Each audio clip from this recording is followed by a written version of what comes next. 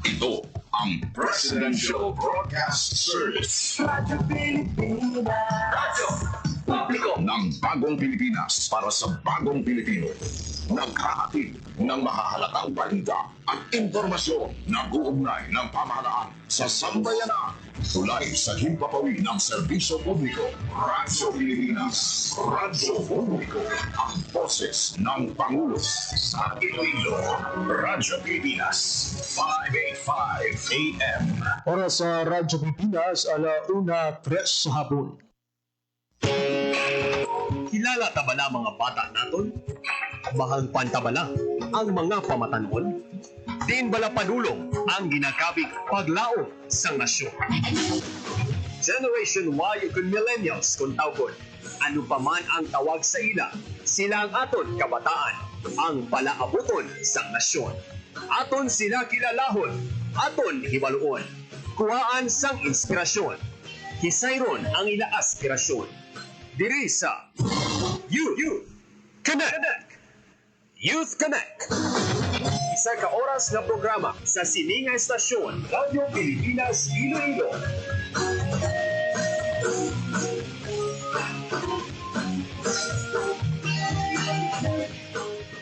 Youth Connect.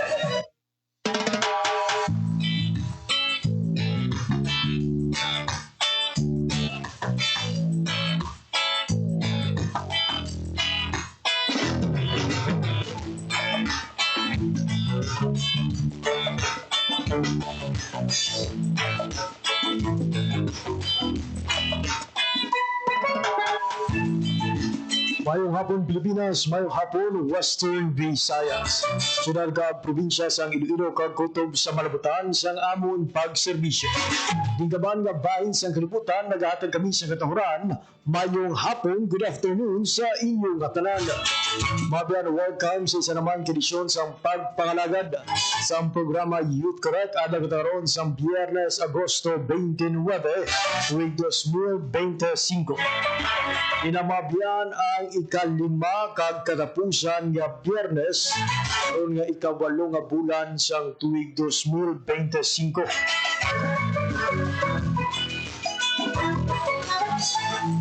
Maging po ninyo until 1:55 in the afternoon. Ako ang inyo katropa, JP Herbas.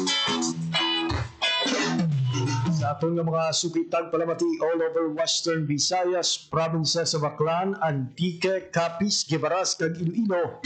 Subong man sa atong mga kulturan sa Negros Occidental, maayad-ayad gid nga hapon sa inyo nga tanan. Ginatambay naman sa isa kabed-ayad nga pagpamati ang atong mga listeners from abroad, mga overseas Filipino workers and Filipinos living abroad. Welcome sa isa naman ka edisyon sa naton sining pagpangalagan. Agkaangay sa mga tinaligdan nga episodes ng Youth Connect. Isa naman ka pamatanon gikan sa Western Visayas. Ang magapaambit sang iya astig storya sa aton tanan. Nagsubong nga ginasaulog naton ang buwan ng wika nga may tema paglinang sa Filipino at katutubong wika, makasaysayan sa pagkakaisa ng bansa.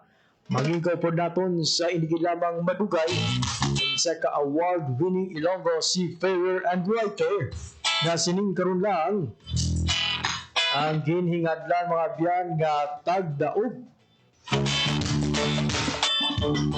National Grand Prize winner sa 2025 Gawad Bienvenido Lobera.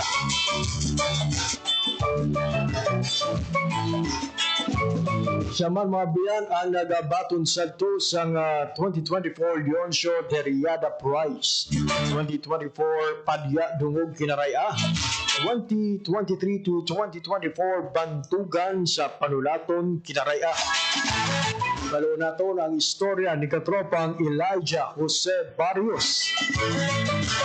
Aton di baloon mga biyan ang iya nga inspirasyon sa pag-ubra sa mga dalayawon kag manami nga mga tula. Pero pagibalang iya sini nga iban nga ginasulat aton nga hibaloon sa aton nga pagpangalagad.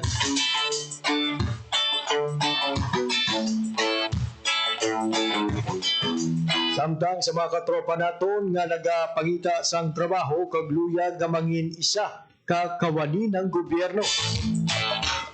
Ang Civil Service Commission ng CSC Region 6 bilang kabahin sang pagsaulog sang anibersaryo sang Philippine Civil Service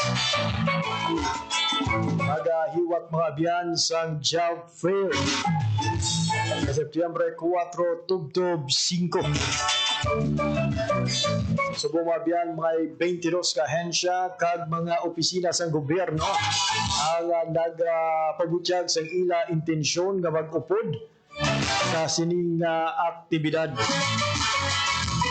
This year's government job fair will be participated by the Bureau of Internal Revenue Region Number 11, BJMP Region 6, Commission on Audit Western Visayas, Department of Education Schools Division of Iloilo, Department of Environment and Natural Resources, Department of Information and Communications Technology, Department of Science and Technology, Department of Social Welfare and Development kung DSWD6.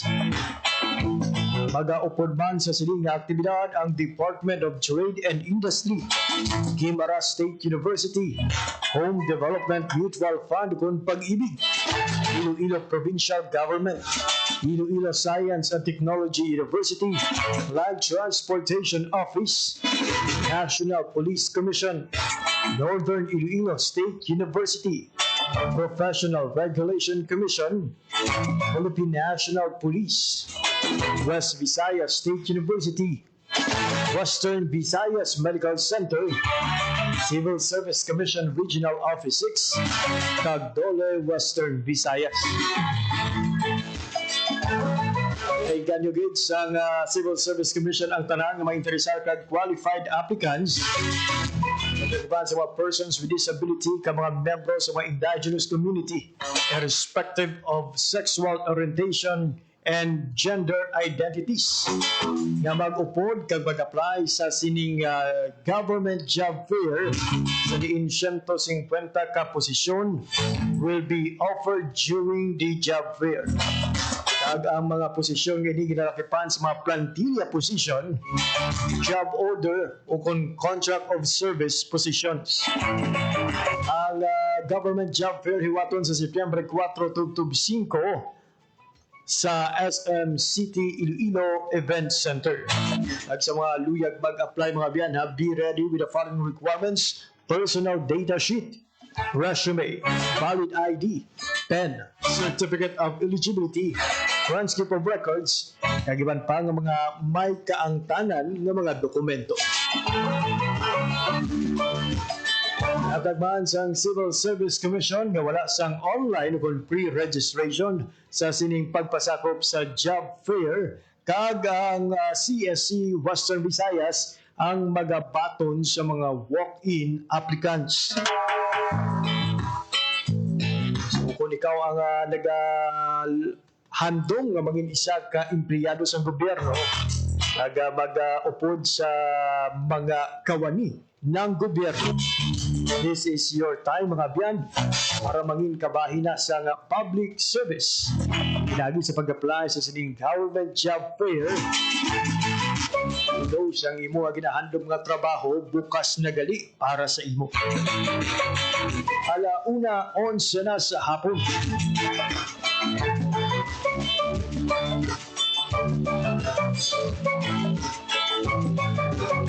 Sa ibang panaton nga balita, ginpabakod sang Comelec and Bank ang desisyon sang ila sining nga dibisyon na kansilahon ang registration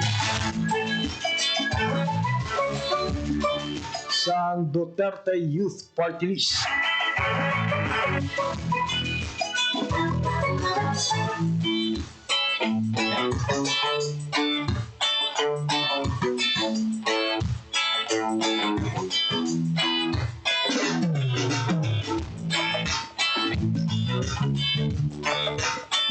Mga adlaw sa Biyernes mga biyang ginpabakod sa nasambit nga komisyon ang ila sining nauna nga desisyon.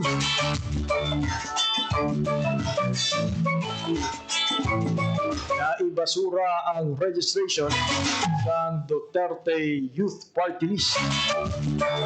Sunod ba siyang nangin na petisyon ng Kabataan Party List tungkol sa pila ka paglapas sa mga guidelines nga gintalana para sa mga party list sa pungsod Pilipinas. Oras sa Radyo Pilipinas, 1:13 na sa hapon sa atong pagpanumbalik. Pakig-angutan na nato ng atong bisita of the week. Ang istorya ni katropang Elijah Jose Barrios aton hibaloon pagkatapos lamang sa pila kapahanumdum. Hindi na lang sa sariling bayan ay papamalas ang talento ng Pilipino. Dahil sa ASEAN, umaabot na sa iba't ibang panig ng rehiyon ang sining natin, kinikilala, pinapakinggan at hinahangaan.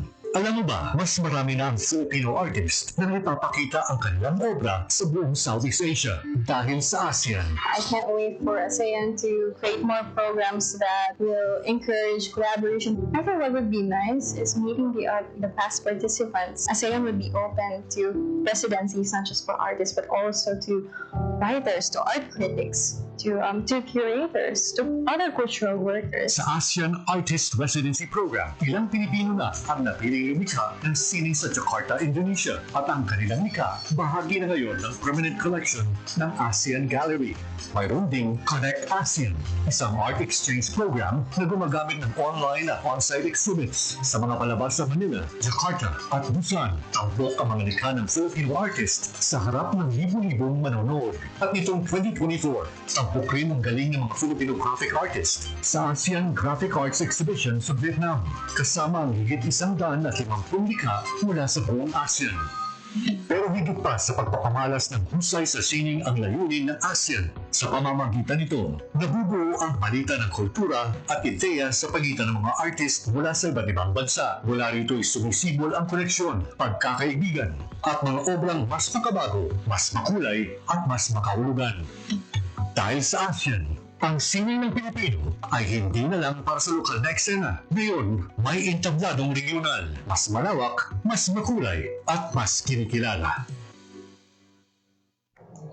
Oras sa Radyo Pilipinas, 1:15 na sa hapon.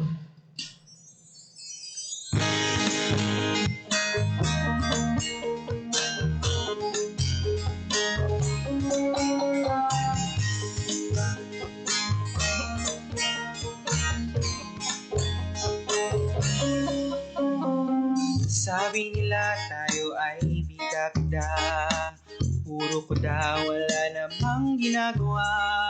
Sabi nila tayo ay puro social media, walang bukang bibig kundi ang magkajowa. Pero ito'y ibang-iba sa tunay na laman ng ating puso't diwa. Di lang nila tama, di lang nila nakita, tayo'y gumagalaw, tayo'y gumagawa. Mabiyan kaupod natin sa buong hapon ang isa ka award-winning Ilonggo si painter and writer gikan sa Banwa sang Santa Barbara, Iloilo.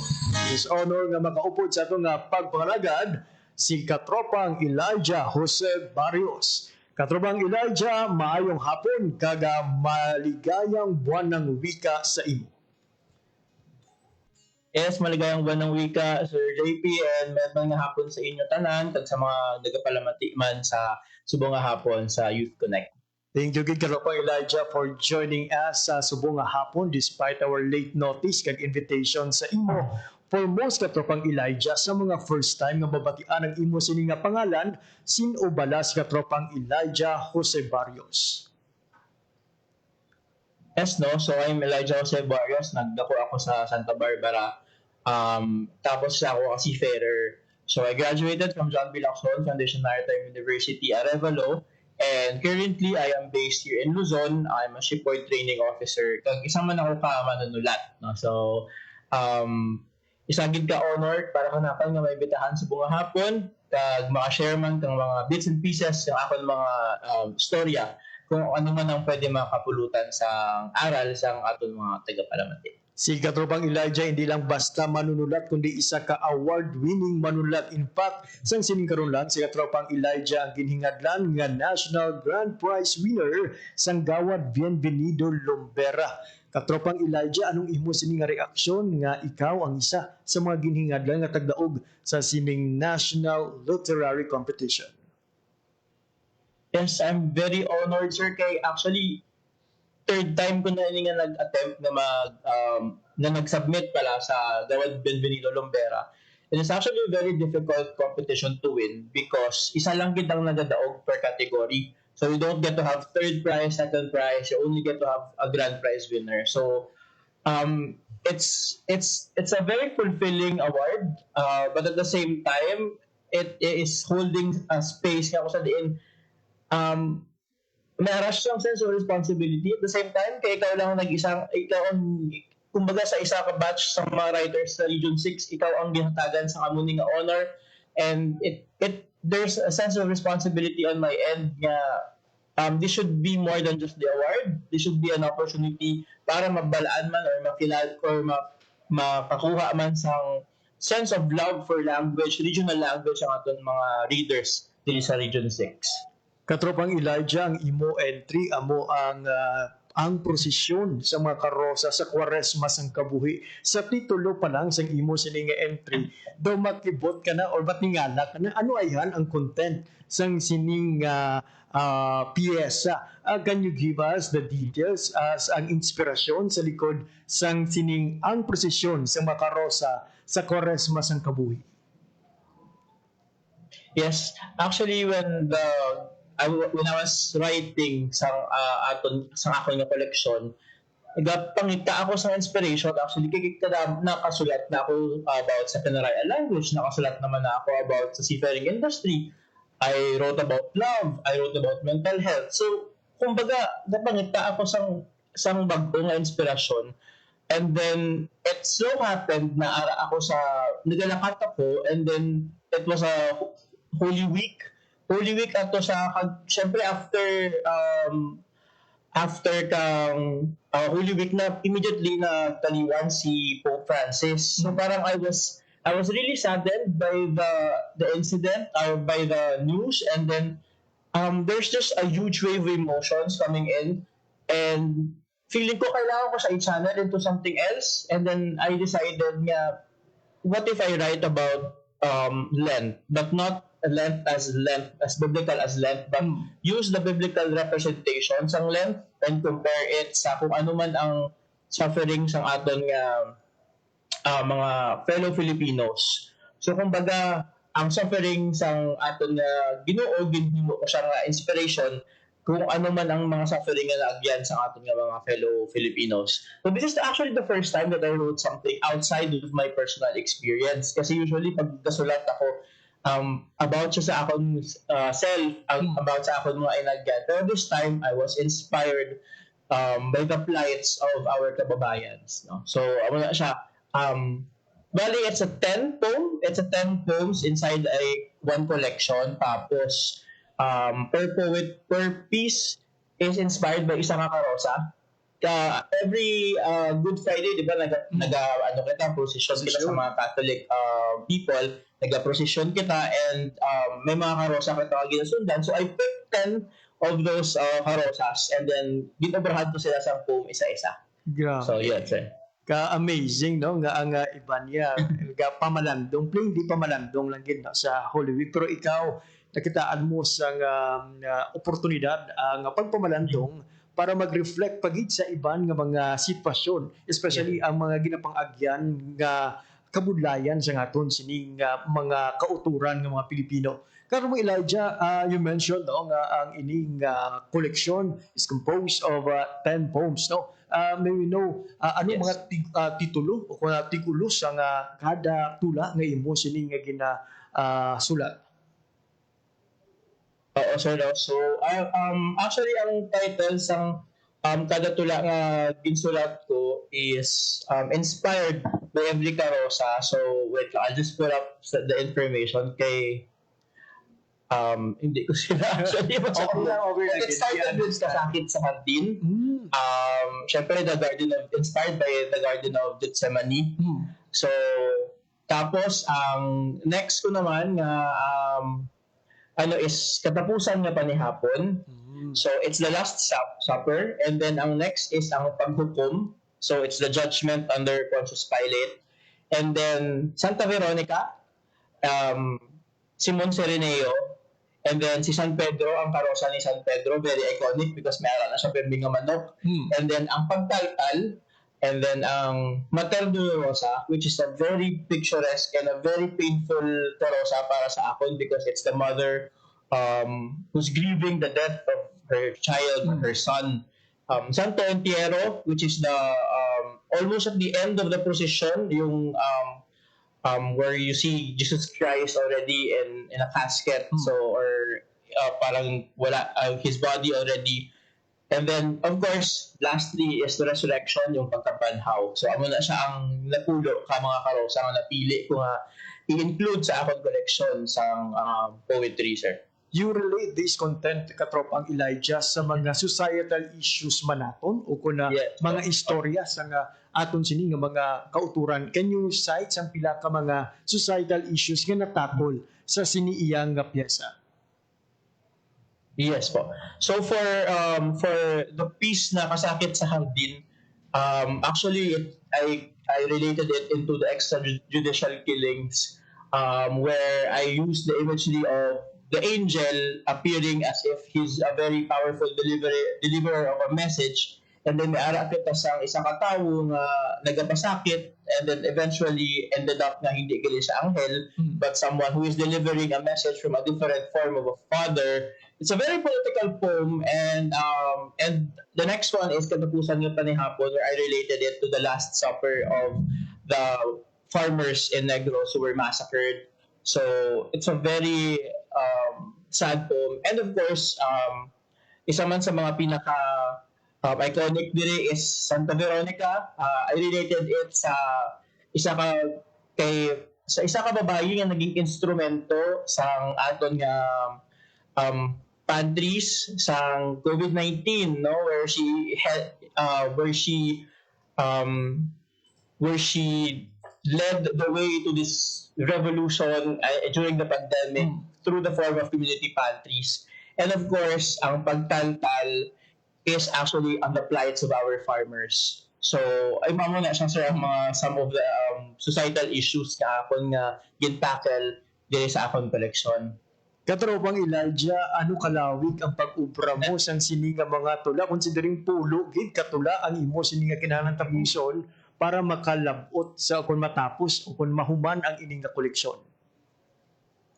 Siguro nakaubos ako sa mga siguro isa ka bulan kag tunga, because aside from the writing process, may araman ko sa research, sabi nga ginaobra mo, hindi man lang pwede nga masulat lang ko out of my out of creativity. Siyempre informed man ang aton ng mga piyesa.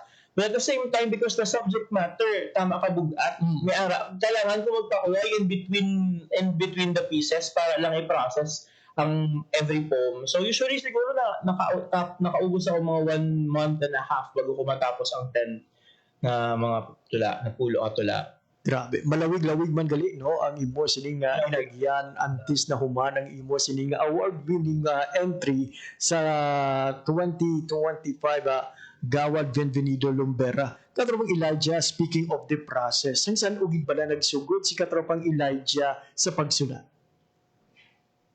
Yes. Actually, very interestingly, isang high school ako, I was part of the student publication. However, usually, ang assigned sa akong part sa student publication was on the broadcasting side. So, medyo less of the writing, more of the modulation, performing. So, medyo na siya ang forte ko sa high school. And then in college, I attempted to join the student publication, but then since I was not really a good writer in high school, I was not able to pass the guidelines. So, wala ako kapasar student publication sa San Bilangson. And then, at that time, it kind of hurt. So, I altogether stopped writing in college. siguro sa 2016 lang din ako nagbalik sa sulat. Like most of the people, when you experience heartbreaks or when you are very young and you need someone to talk to and you don't have that someone, especially the I'm a seafarer, writing din ang naging form ko nga i-express ang ako self. So I think I was already inspired to become a writer in 2016, and then I was writing essays and poems, but mostly all about what I feel about myself. So but sa 2023, nahatagan ako sa kahigayunan sa kasing-kasing press through Sir Noel De Leon nga mag-submit sa manuscript sa iya. So na-publish ko ako yung first na book about mental health, and after that, nagsunod-sunod na ako nga nagsulat sa regional language. My first book was actually in English, and then after ko natapos to, nagsunod-sunod na ako nagsulat sa in Kinaraya and Hiligaynon and in Filipino. So it's a very fulfilling process because I was able to transition from one language to another. But as of the moment, grabe gid ang as a writer, grabe gid ang pag, I don't know, it's a spiritual process for me writing in Hiligaynon and Kinaraya. So, wala siya. Ayun. To be honest, katropang Elijah, nakilala ko ikaw bilang isa ka student leader no, sa mga events dere sa One Piece ang Tosya. And recently, bisan ako nakibot man, uy, writer ba yun siya gali, no? Nasagyan magsulat. So, naging kontak ko ikaw nga gagin imbitar nga mga guest sa subungan simana kay subungan ang last Friday for the Buwan ng Wika celebration. And katropang Elijah, sang San-O naman nagsugod. By the way, ang 2016, isa ka na seafarer by the time. Seafarer na ako, yes. Si. Kag sang 2016, ikaw nagsugod, pero sang San-O naman nagsugod, release o kon publicize na si katropang Elijah sang iya sining nga mga entries. I mean, sang imo sining nga mga finished poems. Mm-hmm. Actually, nag-start ako hindi as a poet but actually as an essayist. So, my first published article was actually in a national newspaper in 2016. So, dito siya nag-start. And then in 2017, I was able to publish again another piece for that newspaper. And then in 2018, and then after that, tatlo ko kasunod na tuig nakapag-publish ako isang isa ka article. And then, on the side, nagasulat na ako sa mga tula, mga binalaybay, but not really competition grade, but more of like self-expression. And then, but joining competitions like religiously, siguro nag-start na siya sa 2023 through the Bantugan sa Panulatan Kinaraya. And katropang Elijah, considering that you will be using siyang aton sining local language, both Kinaraya kag Hiligaynon, no? Ano naman kabudlay ang pagsulat sini kiti considering kami gani nga mga writers kung kaisa no as news writers, medyo ka struggle man sa ibang mga tinaga. On your part, paano mo ginpreparahan o ginatun-an ang pagsulat sang sini nga mga output ni katropang Elijah? Siyempre, ang una ko gid nga actually nga ginobra kay initially very intimidated ako sa language sa Hiligaynon and Kinaraya. Very intimidated ako. Feeling ko sa una kailangan mo maging classically trained writer to be able to write in Hiligaynon and Kinaraya. But ang first ko step para mabuligan ko ang akong self was to read resources online kasi amo lang na may ara ako that time kay ara ako sa barko. So I read resources online, nakita ko sa mga binalaybay of famous writers in Hiligaynon and Kinaraya. And then I learned of other resources like may alam kita sang dictionaryo in Hiligaynon, may alam kita actually sang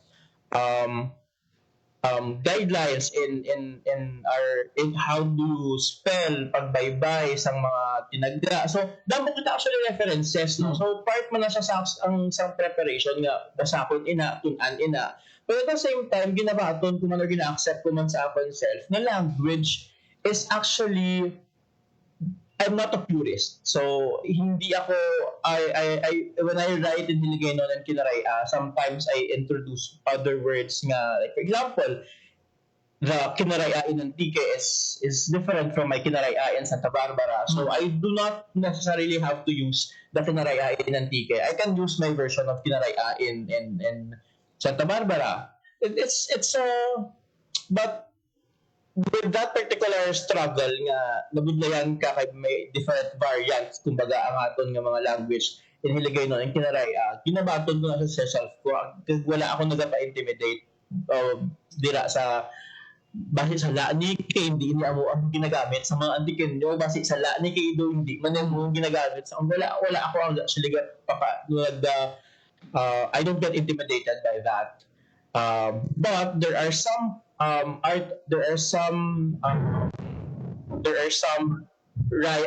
pieces kung sa diin ginatry ko man ng self kung gina-challenge ko man ng self kung tun-an gid bala ko ano gid bala ang standards ang kinaraya ano gid bala ang standards ang Hiligaynon and that is when I read, I follow the guidelines, I look for the original spelling of the word.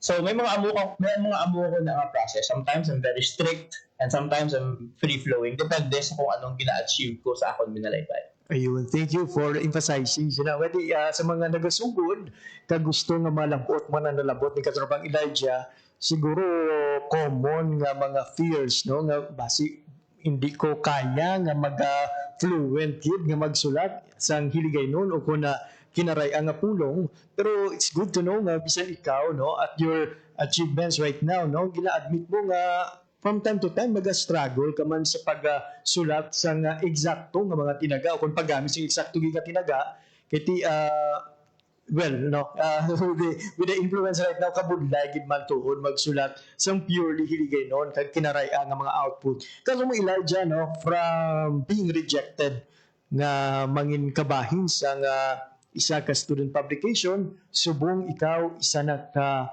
multi-awarded nga writer. Ano ang mga natun-an mo sa sininga journey? Siguro first tun-an ko malain gid ang literary writing sa journalism. Sometimes the people ask me so how do you feel nga before wala ka nabaton sa amo ning publication or ganito.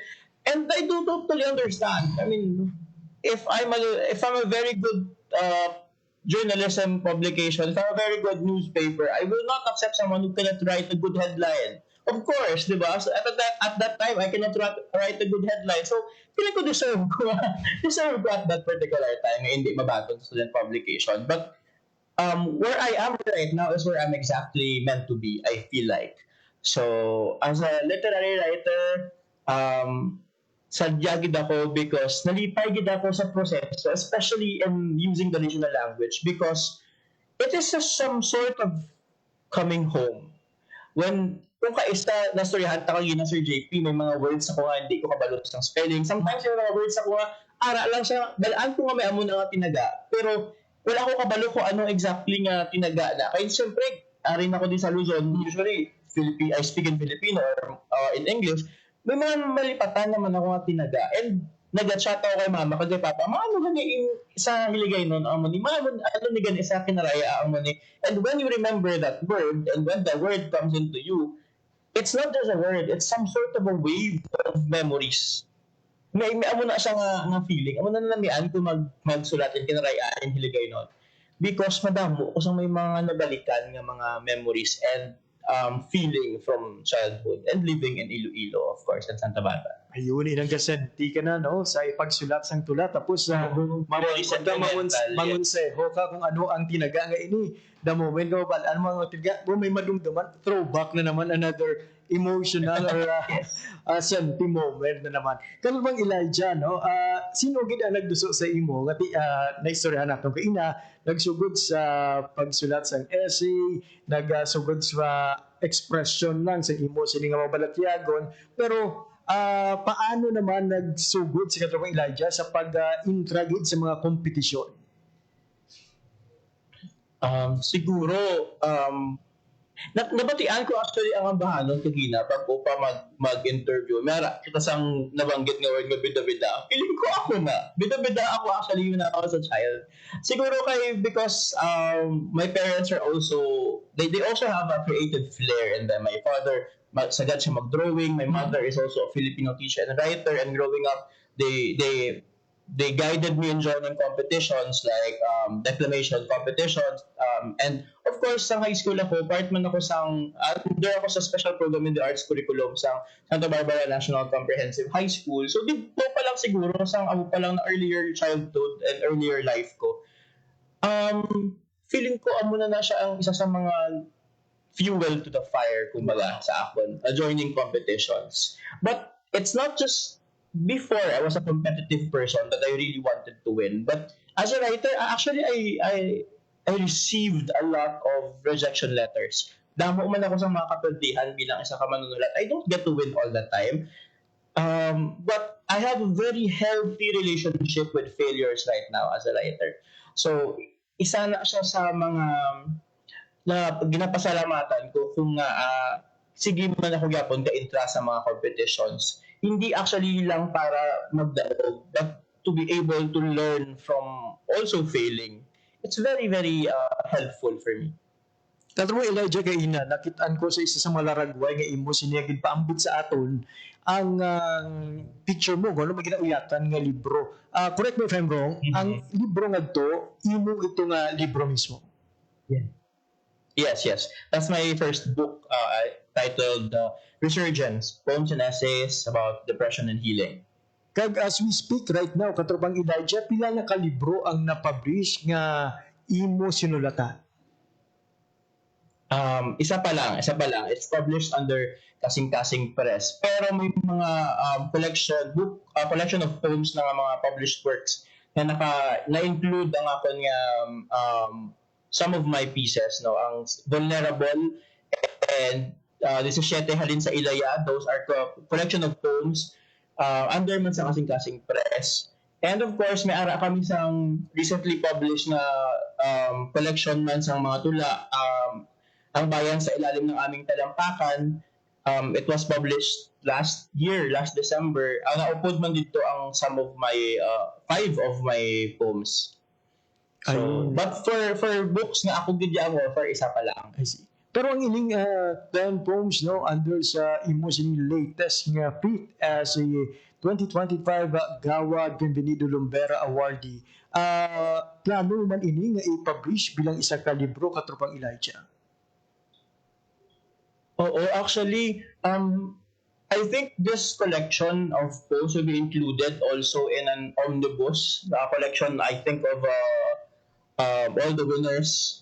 Pero at the same time, since wala ko pa nasulatan ang tanan nga karosa, kalaba-laba balas ang prosesyon sa Semana Santa, feeling ko dako gid ang opportunity, ang space for me to expand ang collection and eventually mahibo ni siya nga libro. And hopefully ang ginanghandong ko subong, actually very inspired ako nga i-expand pa ang collection kag ibalikan ko pa ang mga karosa nga wala ko pa nasulatan sang mga binalaybay. By the way, katrong Elijah, before, no, kita magpadayon si bago pang pamangkot, balikan ko lang si prosesyon. Ang ining prosesyon yung natubod nato, kaya gina-esperahan na rin pakaina, prosesyon ini sa Santa Barbara o kundira sa Luzon? Sa Santa Barbara, ang prosesyon sa Santa Barbara, because kung ari ko sa Luzon, wala ako actually nag-join sa prosesyon sa Semana Santa. Kasi ang inspired din ako sa prosesyon sa Santa Barbara because when I was still young and I'm still in Iloilo, pero may kita ko ginadara ni Mama sa procession. Very iconic kita sa akon. And after the procession, ginalibot pa na naman ng mga karosa, ginalantaw isa-isa. So feeling ko, gidya ang mental, yung imagery nagdikit din sa utak ko. Ayun, so kabahing igali ang imo sining ginhalinan nga banwa ang Santa Barbara sa sining journey mo sa pagsulat sa sining award-winning piyesa. Katromang Elijah, ano naman ang imo sining tips nga pwede mahatag sa mga kauturan naton nga handuman nga bangin isa ka manunulat? Ari based on experience ko give ni magbasa.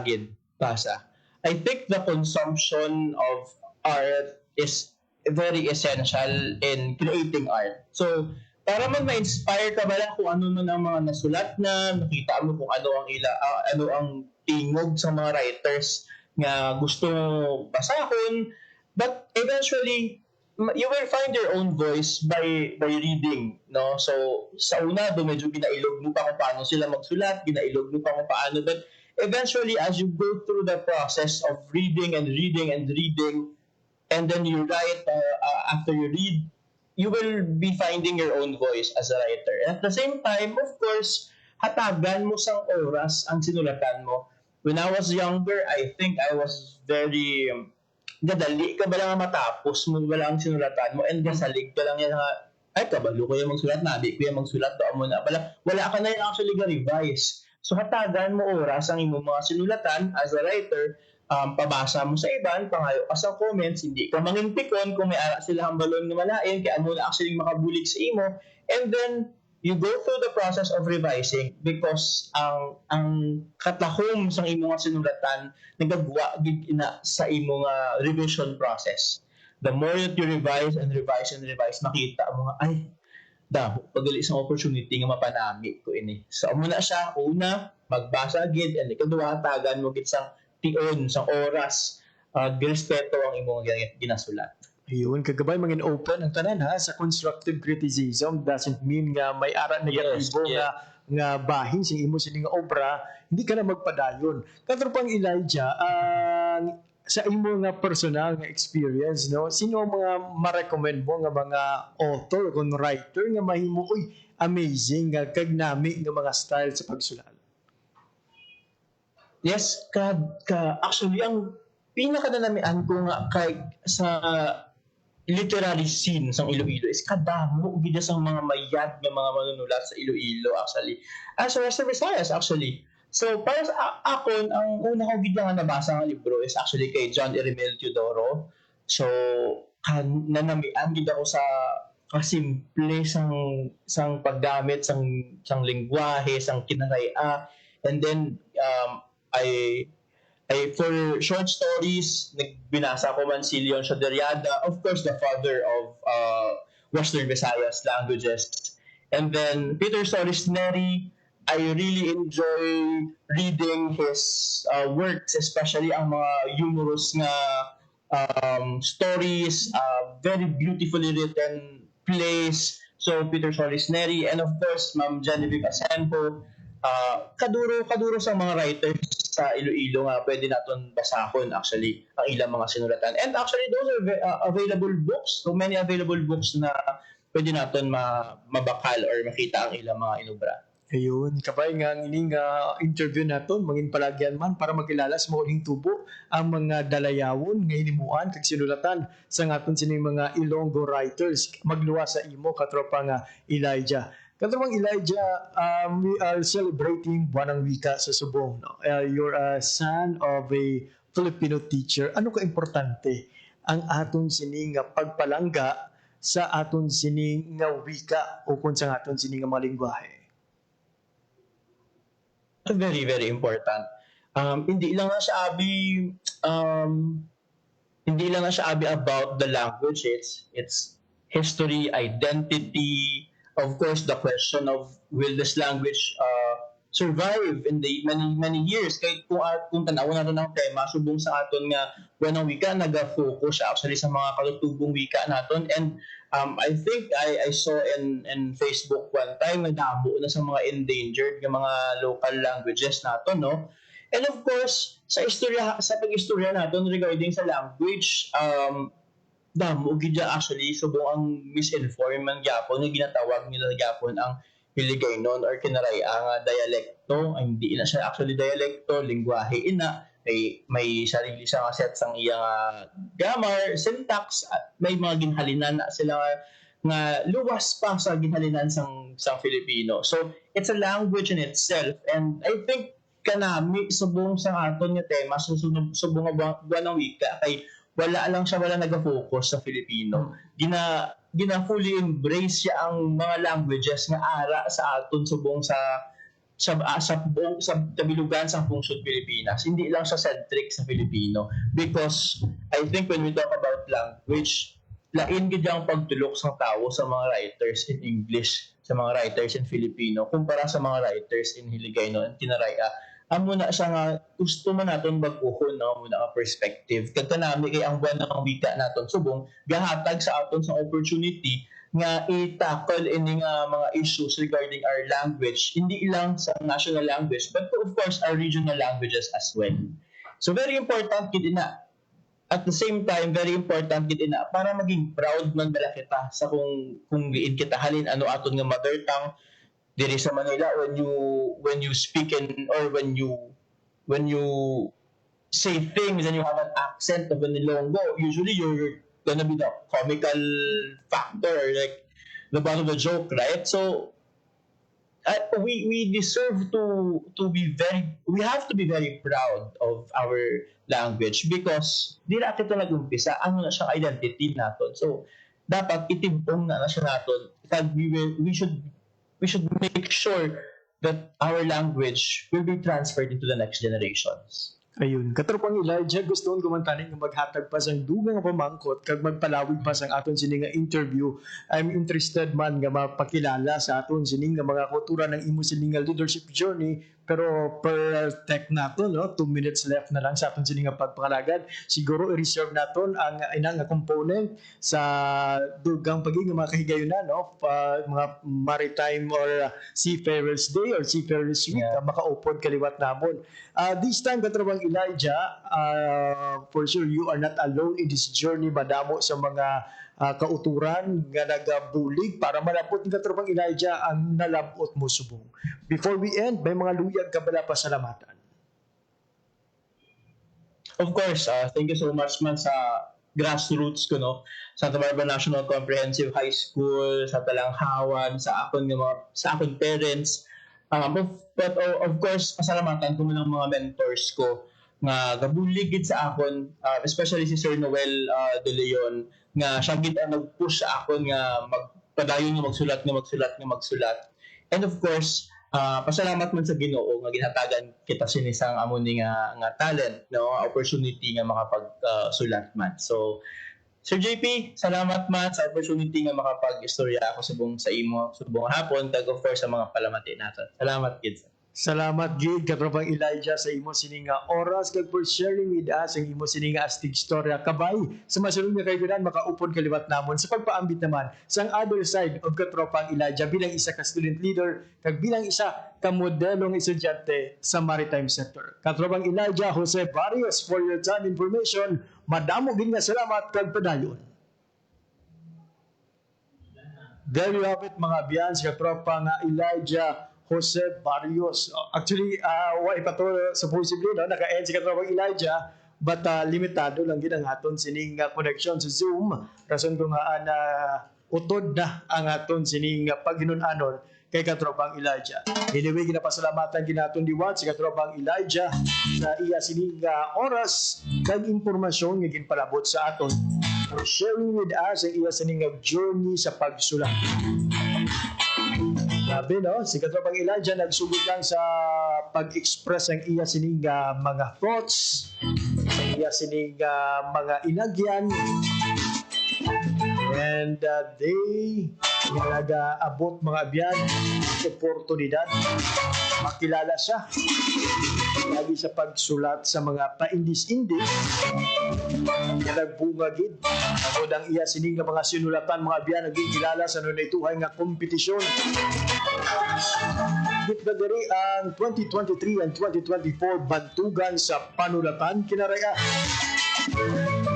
2024 Padyag Dungog Kinaraya, 2024 Leoncio Derriada Prize. Kag ang pinakaulihi, pangdamlag lang siya ang kilala nga National Grand Prize winner sa Gawa Bienvenido Lumbera National Literary Competition. May pa nga sa istorya ni katropang Elijah, madamo ang na-inspire at madamo ang nahatagan sa kasanagan. Kasanagan nga magsugod man sa ila sining andong nga magsulat. apisar sa mga kapaslawan, apisar sa mga kabudlayan, bayang maging kasubong kabo ni katropang Elijah na nagapadayon na. And salamat din sa talang mga writers, mga manunulat halin diri sa aton nga rehiyon. Kay bangod sa inyo nga mga paghimaka, bangod sa inyo sini nga mga sinulatan, nagapabilin nga buhi, nagmabinungahon ang aton sining nga lingwahe. Kagabay sa aton sining nga mga pamatanon, bangin na eye-opener ang aton sining nga segment subong kakabay magbasa gid kamo.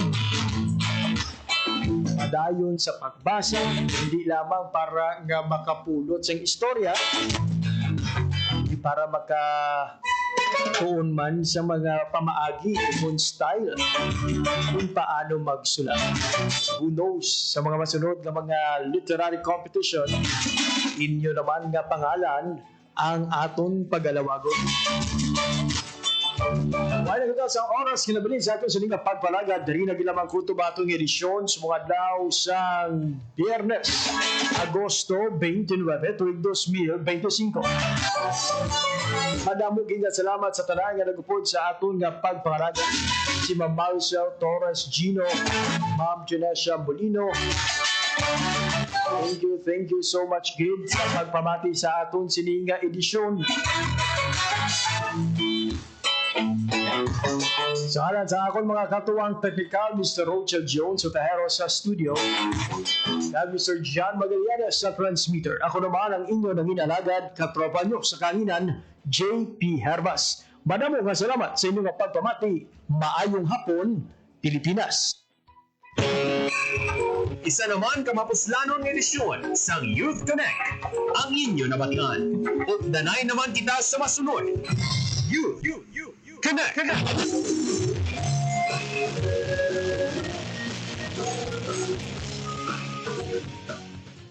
Ang inyong tulay sa himpapawid ng serbisyo publiko, ang Presidential Broadcast Service, Radyo Pilipinas, Radyo Publiko. Radyo Pilipinas. Radyo Publiko. Kinilala ng pag-international at prestigyosong Asia Pacific Broadcasting Plus Awards 2025 para sa kategorya ng Government Streaming. Ito ay dahil sa epektibo nitong pagsasanib ng mga tradisyonal na media tulad ng telebisyon, radyo at print para masabayan ang mabilis na pag-inog ng mundo ng digital at social media tungo sa mas epektibong paghahatid ng mahahalaga at napapanahong mga impormasyon sa mamamayang Pilipino.